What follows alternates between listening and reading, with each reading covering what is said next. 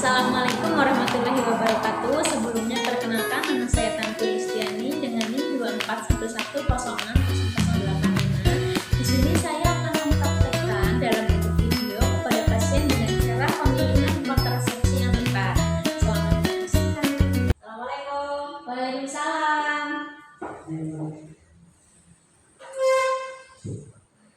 Oh ibu, monggo ibu.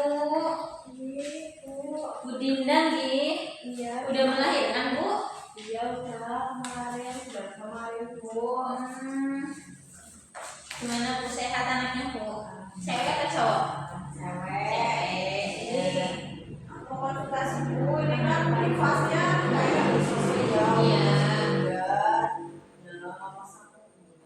Di sini ya mau kamu dulu deh. Oh iya, mau KB apa niatnya? Apa ya Bu? Beneran KB jadi. Oh kemarin waktu hamil anak pertama enggak KB ya? Enggak nikah terus langsung hamil. Iya, ini bingung mau KB apa? Iya. Oh iya, berarti ini pas hari keberapa? Ya udah sebulan. Berarti udah mau selesai ya? Iya. Oh iya, berarti bingung ya mau KB apa? Berarti saya jelasin aja ya. Nanti ada KB yang hormonal, non hormonal, jangka panjang, jangka pendek. Nanti saya jelasin satu-satu manfaatnya apa aja, kekurangan sama kelebihannya apa aja, terusan nanti efektivitasnya berapa persen. Nanti setelah saya menjelaskan semuanya, nanti dari ibu ada pencerahan nih mau pemilihan KB apa ya. Saya jelasin dulu ya mengenai KB ya. Iya Bu. Baik, saya pakai ini ya Bu, buat alat bantu ibu biar tidak bingung ya Bu nanti ya. Yang pertama itu kan KB ya Bu. KB itu apa sih Bu? KB itu tuh metode yang digunakan untuk mencegah atau mengatur jarak kehamilan ya Bu, yang mencegah terjadinya pembuahan sel telur dan sel sperma sehingga nanti kehamilannya bisa terjeda, bisa ada jedanya, nggak langsung hamil lagi kan. Iya. Bagusnya itu minimal setelah melahirkan itu 2 tahun baru boleh punya anak lagi ya Bu. Terusan ada jenis kontrasepsinya, ada yang jangka pendek, ada yang jangka panjang, ada yang hormonal dan non hormonal. Untuk yang jangka pendek itu ada pil KB, ada pil KB laktasi, ada suntik KB 3 bulan, dan ada suntik KB 1 bulan ya Bu. Itu yang hormonal. Untuk jangka pendek yang non hormonal itu ada metode amenor laktasi atau MA, ada juga kondom. Lalu ada juga metode kalender dan sembama terputus. Untuk yang jangka panjang ibu ada implan, tahu ya Bu, implan susuk yang di tangan ya. Itu yang hormonal. Untuk yang non hormonal ada IUD ya Bu. Untuk efektivitasnya itu kalau untuk IUD, implan, tubektomi, vasektomi itu efektivitasnya itu hingga 99% Ibu. Cukup 1 kali prosedur tanpa kunjungan rutin. Sedangkan untuk pil KB laktasi, suntik KB 3 bulan, suntik KB 1 bulan, kondom itu efektivitasnya itu 92 sampai 99%. Itu juga digunakan sesuai dengan anjuran. Jadi ada jadwalnya ya Bu. Kalau yang pil KB sama suntik itu. Untuk yang metode kalender atau metode senggama terputus, metode menyusui itu tingkat keberhasilannya itu rata-rata 70% Ibu. Jadi ini tingkat efektivitas paling kecil di antara semua KB ya Bu. Untuk efektivitas metode kontrasepsi itu tergantung cara pakai dan kepatuhan Ibu untuk dalam penggunaan KB tersebut. Interaksi dengan obat-obatan lain juga ya Bu. Itu penjelasan tentang KB. Sekarang saya jelasin satu-satu Ibu tentang KB-nya. Yang pertama pil KB ya Bu. Untuk pil KB itu ada yang perlu diperhatikan Ibu dalam penggunaan pil KB. Ini ya Bu. Saya jelasin definisinya dulu ya Bu untuk pil KB kombinasi. Pil KB kombinasi itu mengandung 2 hormon ya Bu, ada progesteron dan estrogen. Dalam 1 kali blister atau 1 kali tablet itu ada 28 pil Ibu. Yang 21 pil mengandung hormon dan 7 pilnya itu pengingat. Untuk cara kerja utamanya itu mencegah pelepasan sel telur atau ovulasi sehingga tidak terjadi kehamilan. Itu untuk pil kombinasi. Untuk efektivitasnya itu tergantung dari kepatuhan ibu kan. Untuk penggunaan peminuman dulu ada jadwalnya. Jadi kalau ibu nanti minumnya teratur, patuh, sesuai dengan anjuran yang sudah dianjurkan, itu efektivitasnya nanti bisa mencapai 99% ya Bu. Untuk yang dapat menggunakan pil kombinasi itu siapa aja sih Bu? Itu yang udah ataupun belum punya anak boleh pakai pil kombinasi, yang baru mengalami keguguran juga boleh, yang memiliki anemia juga boleh, atau dari berbagai kalangan umur itu boleh. Itu yang boleh menggunakan pil kombinasi. Untuk yang tidak boleh menggunakan pil kombinasi itu wanita yang sedang hamil, yang sedang menyusui, yang ada tekanan darahnya tinggi, hipertensi, atau yang perokok dan yang berusia di atas 35 tahun, atau penderita diabetes, sensitif terhadap salah satu zat aktif ya Bu di dalam pil kombinasi, dan juga memiliki kanker payudara. Itu yang tidak boleh menggunakan pil kombinasi ya Bu. Untuk efektifnya 99% ya Bu. Ini keuntungannya apa aja sih Bu? Nanti menghilangkan nyeri haid saat haid. Kan kadang-kadang perempuan itu nyeri ya Bu di hari pertama, kedua, ketiga. Lalu itu bisa menghilangkan nyeri haid. Lalu membuat siklus haid menjadi teratur, berat badan stabil, tidak menimbulkan flek pada kulit yang titik-titik hitam ya Bu, dan mengembalikan kesuburan dengan cepat. Itu untuk pil kombinasi ya Bu. Untuk yang perlu diperhatikan itu apa aja sih Bu? Konsumsi sesuai jadwal, kan ada jadwalnya ya Bu, minumnya, terus konsumsi sudah makan atau saat mau tidur untuk bisa mengurangi mual. Lalu untuk penggunaan efek samping akan berangsur hilang Ibu setelah beberapa kali penggunaan. Bila efek sampingnya mengganggu, itu bisa menghubungi bidan atau dokter ya Bu. Itu pil kombinasi. Lalu yang kedua ada pil KBFA Ibu. Untuk ini tingkat keefektifitannya 99% ya Bu. Untuk pil yang kandungan FA itu juga mengandung 2 hormon Ibu, hormon progesterin, hormon estrogen. Lalu dalam 1 kali blister juga sama ya Bu, terdapat 28 pil, 21 pil yang mengandung hormon dan 7 pil pengingat. Untuk cara kerjanya sama Ibu, pelepasan sel telur ya untuk mencegah dan menunda kehamilan. Lalu untuk yang dapat menggunakan pil kombinasi itu siapa aja Ibu? Sama Ibu, gak beda jauh sama yang tadi ya, sudah ataupun belum memiliki anak boleh menggunakan pil kandungan FE, atau baru mengalami keguguran, memiliki anemia, dan dari berbagai kalangan umur. Untuk yang tidak boleh dianjurkan itu pada pasien dengan kondisi hamil, menyusui, perempuan yang hipertensi, perokok atau di atas usia 35 tahun, penderita diabetes, dan sensitif terhadap salah satu zat yang ada kandungan di dalam pil tersebut dan memiliki kanker payudara. Nah, untuk manfaatnya itu membantu mengatasi gejala anemia, lalu membuat siklus haid menjadi teratur Ibu, juga dapat cepat kembali dalam masa kesuburan, berat badan tetap stabil dan tidak menimbulkan flek hitam pada kulit. Itu yang kita BFA Ibu. Untuk yang perlu diperhatikan apa aja Ibu? Yang pertama itu penggunaan pil KB dengan kandungan zat besi itu tidak untuk ibu yang sedang menyusui, karena kandungan hormon estrogen itu dapat mempengaruhi produksi ASI. Lalu konsumsi sesuai jadwal bisa mengurangi spotting. Lalu konsumsi sesudah makan atau saat mau tidur Ibu untuk mengurangi rasa mual ya. Untuk lanjut penggunaan efek samping akan berangsur hilang juga setelah beberapa kali penggunaan pil KB tersebut. Bila ada efek samping yang mengganggu, Ibu bisa langsung segera menghubungi bidan atau dokter juga ya. Lalu yang kedua Ibu ada pil KB laktasi ya. Ini untuk efektivitasnya 99% mencegah kehamilan pada ibu menyusui Ibu. Untuk pil KB laktasi itu apa Ibu? Itu tuh pil KB yang mengandung hormon progesterinnya rendah Ibu. Sering juga disebut mini pills atau progestin only pills, atau 1 blister terdapat 28 aktif Ibu. Untuk yang ini tidak mengandung estrogen ya Bu.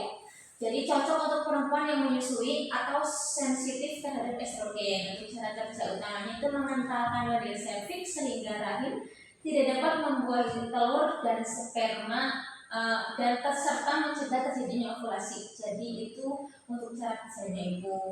Untuk yang boleh menggunakan pil KB laktasi siapa aja Ibu? Itu pada ibu menyusui yang pertama. Yang kedua boleh pada perempuan yang habis mengalami keguguran. Yang ketiga yang memiliki anemia atau pernah mengalami anemia atau dari berbagai kalangan umur. Untuk yang tidak boleh menggunakan KB laktasi siapa ibu? Wanita pada kondisi hamil, menyusui kurang dari 6 minggu setelah melahirkan, penyumbatan darah akut, dan pasien memiliki sejarah kanker payudara, penderita liver, infeksi, dan tumor. Untuk manfaatnya apa aja ibu PKB laktasi? Yang pertama ini ya bu, untuk efektivitasnya 99% mencegah kehamilan, diminum secara teratur oleh ibu menyusui, tidak mempengaruhi jumlah produksi dan kualitas ASI, mengurangi resiko di luar kandungan, mengurangi resiko anemia, dan tidak menyebabkan diare pada bayi. Untuk selanjutnya ibu yang perlu diperhatikan dalam PKB laktasi itu patuhi jadwal untuk minum KB-nya ya bu, karena kan kalau setiap PKB itu ada jadwal minumnya ibu. Lalu untuk efek sampingnya tidak dialami oleh semua akseptor ibu, umumnya akan hilang setelah beberapa kali penggunaan. Untuk konsumsi pil KB laktasi dapat dilanjutkan walaupun sudah tidak menyusui ibu. Jadi nanti kalau ibu sudah selesai menyusui, ibu boleh bisa melanjutkan menggunakan pil KB ini ya. Bila sudah tidak menyusui dapat beralih ke pil KB kombinasi atau andalan ibu. Terus sekarang ada yang suntik KB 3 bulan ibu. Kalau ini efektivitasnya itu 97% ibu. Kalau yang untuk suntik KB 3 bulan itu mengandung 150 mg hidroksiprogesterona asetat atau DMPA atau hormon progestin ya bu. Ini tersedia dalam larutan suspensi 3 mili dan 1 mili ya bu. Ini tidak mengandung hormon estrogen, jadi nanti bisa digunakan oleh ibu menyusui. Ini nanti mencegah ovulasi dan mengentakkan lendir rahim ya bu, sehingga nanti bisa mencegah kehamilan. Untuk yang dapat menggunakannya siapa aja ibu? Pada pasien yang sudah atau belum memiliki anak, pada pasien menyusui, atau pada pasien yang baru mengalami keguguran.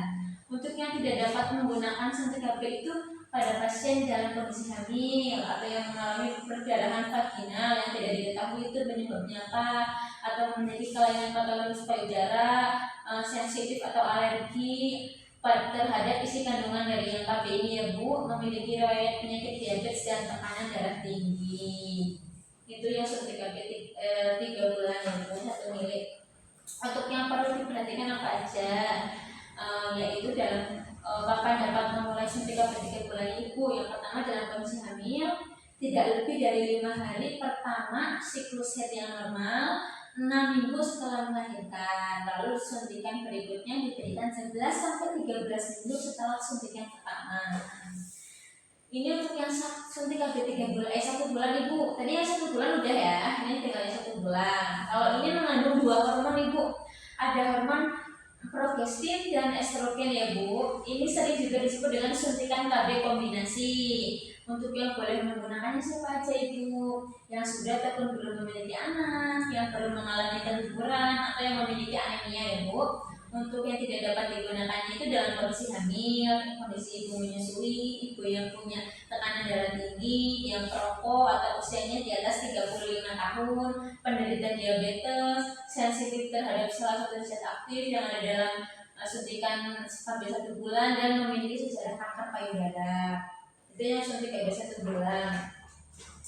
Untuk yang perlu diperhatikannya itu sama ya bu, kayak tadi ya bu, nggak beda jauh. Yang dapat memulai suntikan KB 1 bulan itu ketika dipastikan sedang tidak hamil, lalu tidak lebih dari 7 hari pertama siklus yang normal, hari ke-21 sampai dengan ke-28 hari setelah melahirkan apabila tidak menyusui.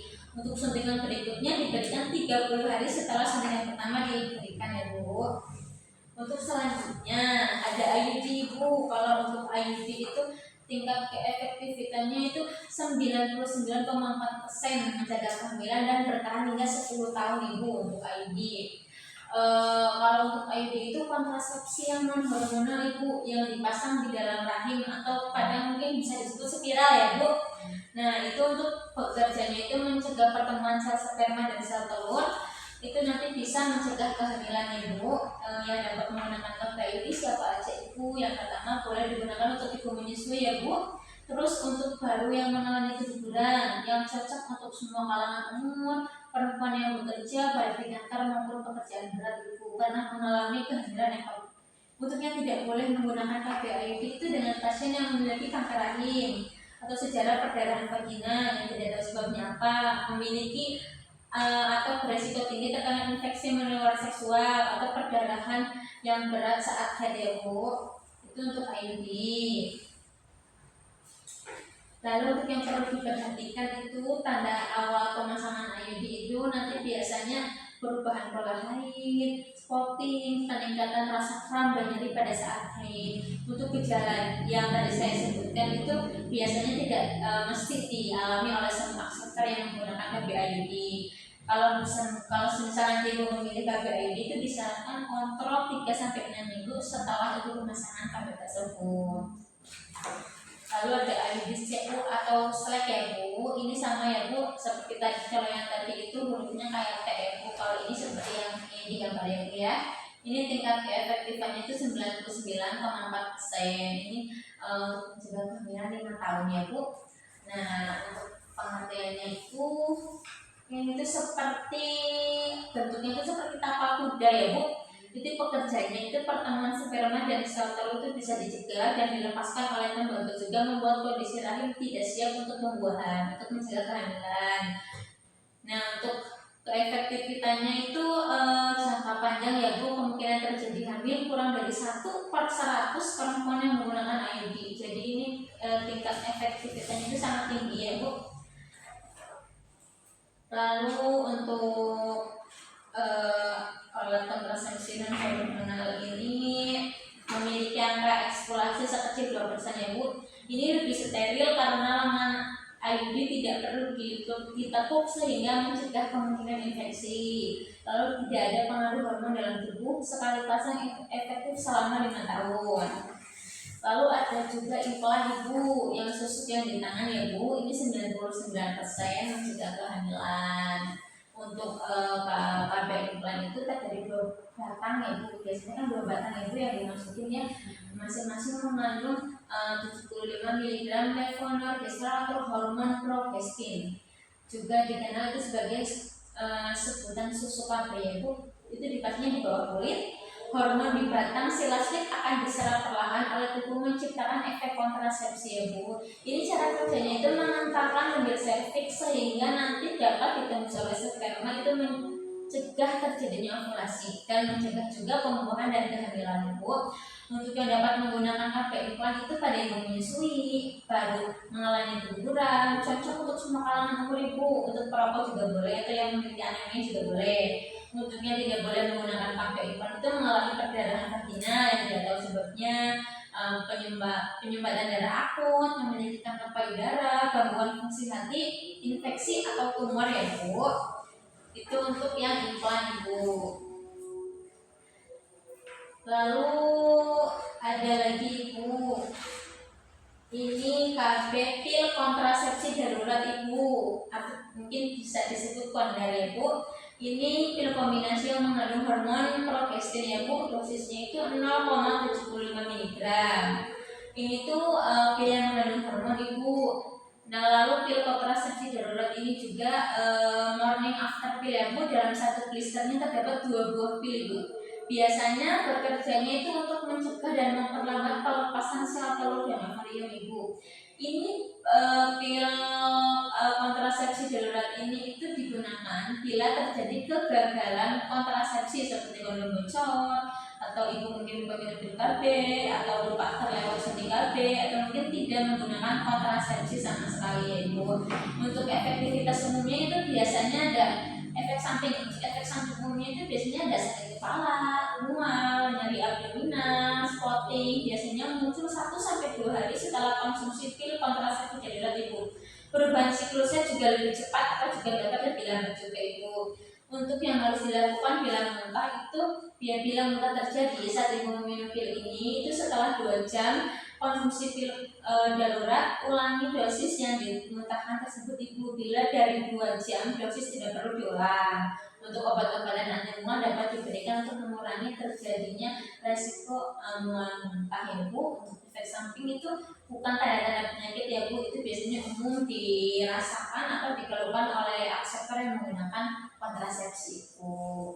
untuk hal yang perlu dilakukan itu yang pertama, apabila terjadi kegagalan kontrasepsi dalam satu istrinya terdapat 2 pil bekerja untuk mencegah atau menghambat pelepasan sel telur atau sel ovarium, dikonsumsi selambat-lambatnya itu 120 jam ya Bu setelah melakukan hubungan seksual tanpa menggunakan pengaman, akan tetapi semakin cepat diminum semakin efektif. Jadi tidak boleh lebih dari 120 jam untuk minumnya ya Bu.